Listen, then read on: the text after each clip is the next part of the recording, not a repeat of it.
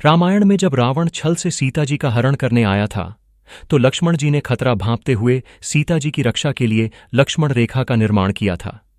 लक्ष्मण जी ने मनुष्य रूप में जन्म लेकर भी अपने ज्ञान, तप, भक्ति और प्रेम से इतनी सिद्धियां प्राप्त कर ली थीं कि उनके अंदर एक अद्भुत ऊर्जा का संचार हुआ, जिससे उन्होंने एक अद्भुत रेखा की रचना की।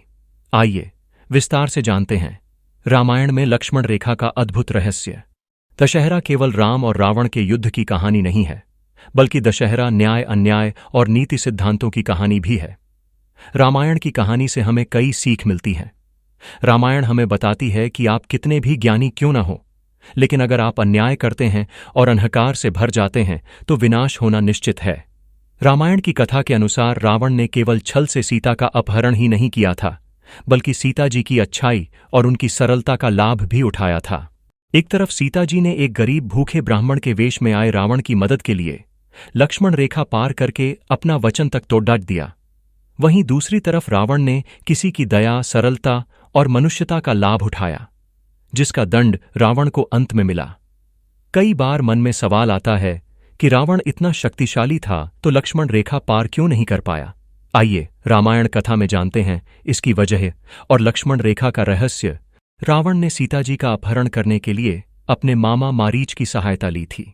मारीच को अपना रूप बदलने की कला आती थी। मारीच एक सोने का हिरण बनकर वन में घूमने लगा। जब माता सीता ने इस हिरण को देखा तो उनका वात्सल्य जाग उठा।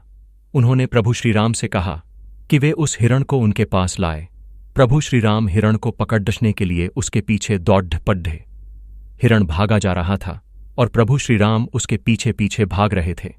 प्रभु श्रीराम को समझ आ चुका था कि यह कोई साधारण हिरण नहीं है, बल्कि कोई मायावी राक्षस है।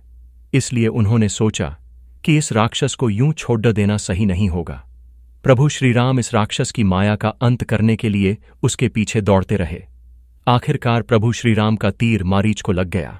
जब मारीच को तीर लगा तो मारीच अपने असली रूप में आ गया, लेकिन अपने असली रूप में आकर भी मारीच ने प्रभु श्रीराम की आवाज में सहायता मांगकर छल किया। जब यह आवाज देवी सीता और लक्ष्मण जी की कानों में पहुंची तो सीता जी बहुत डर गईं। लक्ष्मण जी समझ गए थे कि यह कोई माया है, पर सीता जी नहीं मानी। लक्ष्मण जी ने सीता जी को समझाने की कोशिश की, लेकिन सीता जी अपने फैसले पर अटल रहीं।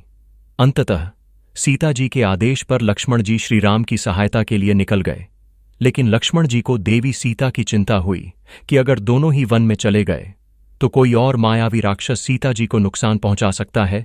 इसलिए उन्होंने जाते जाते कुटिया को गोलाई में घेरते हुए एक दिव्य रेखा निर्माण किया, जिसे लक्ष्मण रेखा के नाम से जाना जाता है। लक्ष्मण जी ने वनवास के दौरान ब्रह्मचर्य का पालन किया और प्रतिदिन भक्ति, योग और साधना किया करते थे, जिनसे उनके भीतर एक अद्भुत ऊर्जा का संचार हुआ। लक्ष्मण जी ने अपनी इसी योग और साधना की शक्ति से लक्ष्मण रेखा बनाई थी। लक्ष्मण रेखा के निर्माण में ऐसे दिव्य मंत्रों का उच्चारण किया गया था जिसका ज्ञान कई ज्ञानियों तक को नहीं था।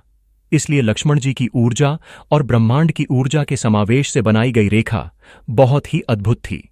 साथ ही लक्ष्मण का प्रेम और समर्पण भाव ही उन्हें अद्भुत गुणों वाला मनुष्य बनाता था। इस रेखा को केवल सीता जी ही पार कर सकती थीं, क्योंकि वनवास के दौरान श्रीराम और सीता जी ने भी इन्हीं नियमों का पालन किया था। रावण को महाज्ञानी माना जाता है, लेकिन उसका अंधकार, अन्याय और असहायों के शोषण करने की प्रवृत्ति ने उसके प्रताप को कम कर दिया था। इसके साथ ही रावण स्त्रियों का सम्मान नहीं करता था और अपनी पत्नी होते हुए पराई स्त्रियों के साथ संबंध रखता था। इसलिए उसके अंदर समाहित ऊर्जा नकारात्मक होती जा रही थी, जिस कारण से लक्ष्मण रेखा को पार करने की शक्ति रावण में नहीं थी।